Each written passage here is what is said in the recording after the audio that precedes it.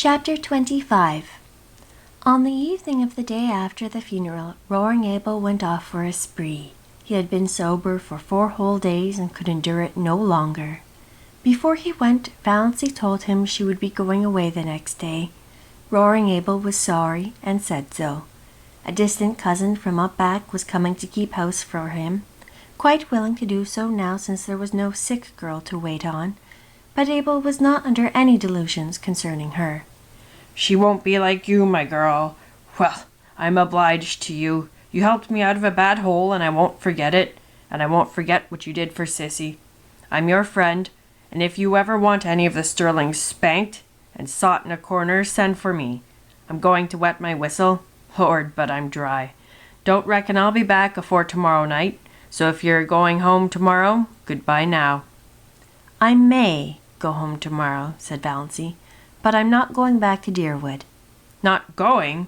"You'll find the key on the woodshed nail," interrupted Valancy, politely and unmistakably. "The dog will be in the barn and the cat in the cellar. Don't forget to feed her till your cousin comes. The pantry is full, and I made bread and pies today. Goodbye, Mr. Gay. You have been very kind to me, and I appreciate it."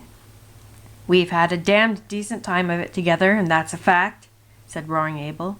"You're the best small sport in the world, and your little finger is worth the whole Sterling clan tied together.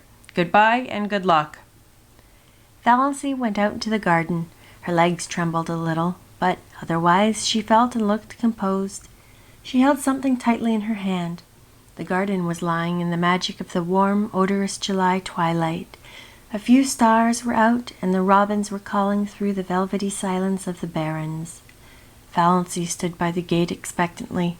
Would he come? If he did not. He was coming. Valancy heard Lady Jane Grey far back in the woods. Her breath came a little more quickly. Nearer and nearer. She could see Lady Jane now, bumping down the lane. Nearer, nearer.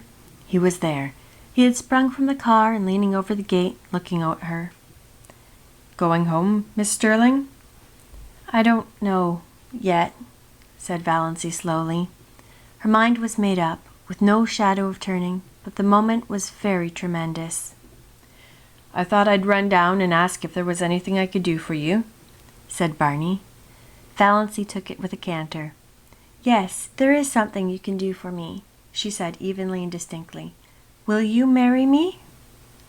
For a moment Barney was silent. There was no particular expression on his face. Then he gave an odd laugh. "Come now, I knew luck was just waiting around the corner for me. All the signs have been pointing that way today." "Wait," Valancy lifted her hand. "I'm in earnest, but I want to get my breath after that question. Of course, with my bringing it up, I realize perfectly well that this is one of the things a lady should not do." "But why? Why?" "For 2 reasons." Valancy was still a little breathless, but she looked Barney straight in the eyes while all the dead Sterlings revolved rapidly in their graves, and the living ones did nothing because they did not know that Valancy was at that moment proposing lawful marriage to the notorious Barney Snaith. "The first reason is, Valancy tried to say, "I love you," but could not. She had to take refuge in a pretended flippancy.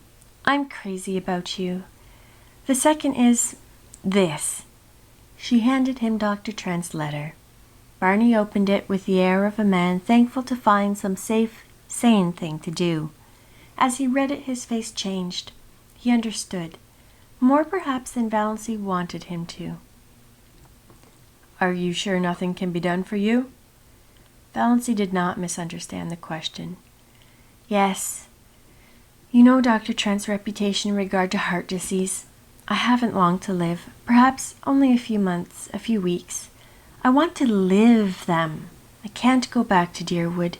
You know what my life was like there, and—" she managed it this time. "I love you. I want to spend the rest of my life with you. That's all."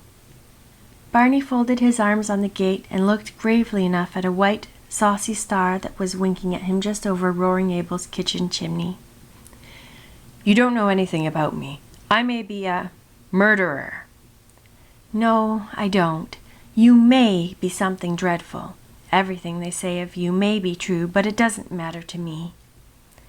"You care that much for me, Valancy?"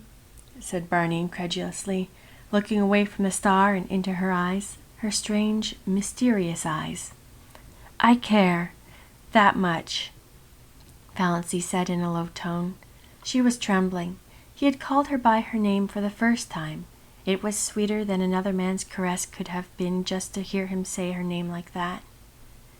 "If we are going to get married," said Barney, speaking suddenly in a casual, matter-of-fact voice, "some things must be understood."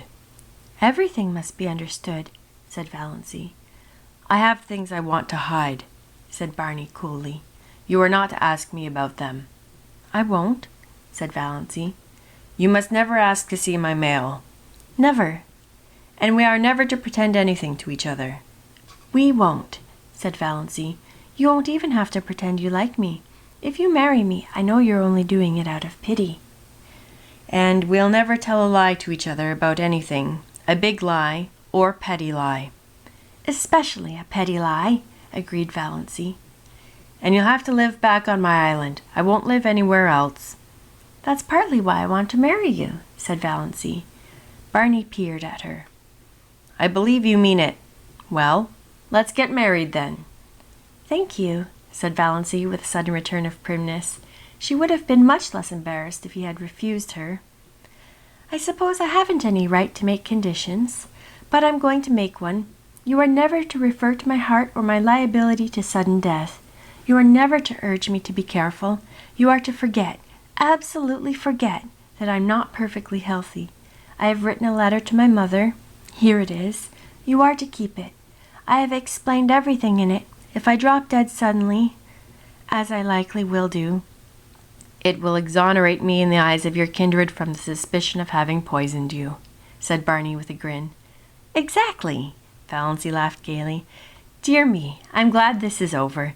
It has been a bit of an ordeal. You see, I'm not in the habit of going about asking men to marry me. It is so nice of you not to refuse me, or offer to be a brother." "I'll go to the port tomorrow and get a license. We can be married tomorrow evening. Dr. Stalling, I suppose?" "Heavens, no!" Valancy shuddered. "Besides, he wouldn't do it. He'd shake his forefinger at me, and I'd jilt you at the altar. No, I want my old Mr. Towers to marry me." "Will you marry me as I stand?"